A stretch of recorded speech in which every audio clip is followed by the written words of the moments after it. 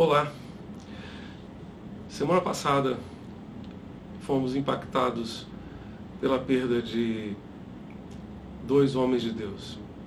Aqui em Pernambuco tivemos a perda do nosso querido pastor Robson Ferraz, secretário da Ordem dos Pastores Batistas, seção de Pernambuco, e um homem de Deus, um servo do Senhor, que aos 55 anos foi convocado à sua presença, deixando sua esposa, um casal de filhos, e uma pessoa muito querida, e certamente a sua ausência será muito sentida por todos nós pastores de Pernambuco, e estamos em oração por sua família, oração pela sua igreja, para que Deus continue amparando e sustentando.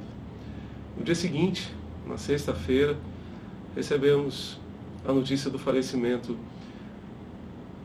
do servo de Deus, Tim Keller, pastor da Redeemer Presbyterian Church, em Nova York, há muitos anos.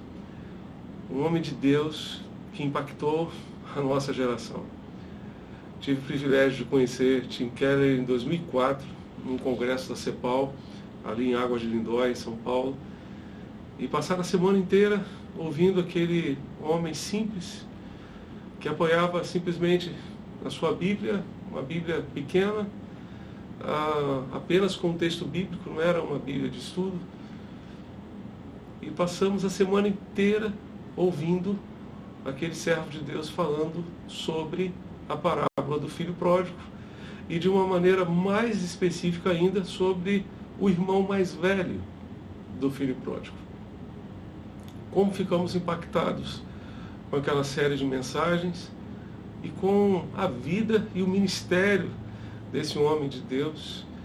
Em 2019, o reencontramos no Rio de Janeiro, numa outra conferência, e pudemos mais uma vez constatar a sua vitalidade espiritual, seu relacionamento com Deus, sua intimidade com o Senhor, a sua mensagem centrada no Evangelho, centrada na palavra de Deus. Louvamos a Deus por homens de Deus, por servos do Senhor, que Ele tem levantado ao longo da história do cristianismo, que tem servido como referências para a nossa vida com Deus, para o nosso relacionamento com o Senhor. Tim Keller disse algo muito interessante. Ele disse que é na morte que Deus diz: se eu não sou a sua segurança, você não tem segurança nenhuma, pois sou a única coisa que não lhe pode ser tirada. Eu acolherei você em meus braços eternos. Todos os outros braços o decepcionarão, mas eu jamais o abandonarei. É na morte, na hora da morte, que nós encontramos em Deus a nossa maior segurança. Porque Deus, como ele disse, é a única coisa que não nos pode ser tirada. Ele nos acolhe nos seus braços eternos. Todos os outros braços humanos podem nos decepcionar, mas os braços de Deus jamais nos decepcionarão, porque Deus jamais nos abandonará. Por isso eu gostaria de convidar você para que em nossas devocionais ao longo desta semana nós nos reportemos a alguns homens de Deus das Escrituras com quem nós podemos aprender a viver a vida cristã do jeito de Deus, especialmente porque eu e você só temos uma vida para cumprir o propósito de Deus. Só temos uma vida para cumprir o propósito de Deus.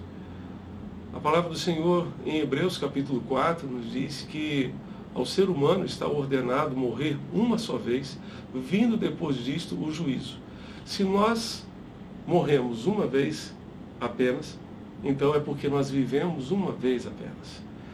Então nós só temos uma vida para cumprir aquilo que Deus planejou para nós. E hoje eu gostaria de me reportar a um outro homem de Deus, chamado João Batista. A sua vida foi certamente uma vida muito curta, muito curta. Ele deve ter vivido aproximadamente 30 anos. Jesus iniciou seu ministério com 30 anos e temos então o entendimento de que ele desenvolveu seu ministério durante 3 anos, então ele teria morrido e ressuscitado com 33 anos de idade. Se João Batista morreu no início do ministério de Jesus, e a diferença entre eles era de alguns meses, talvez uns 6 meses apenas, então João viveu 30 anos, 30 anos e meio, ou 31 anos talvez. Uma vida curta. Mas quando João, o evangelista, o discípulo amado de Jesus, se refere a ele no Evangelho, no capítulo 1, verso 6, ele diz: houve um homem chamado João. Houve um homem chamado João. Um homem de Deus que impactou a sua geração. As pessoas saíam da cidade e se dirigiam ao deserto.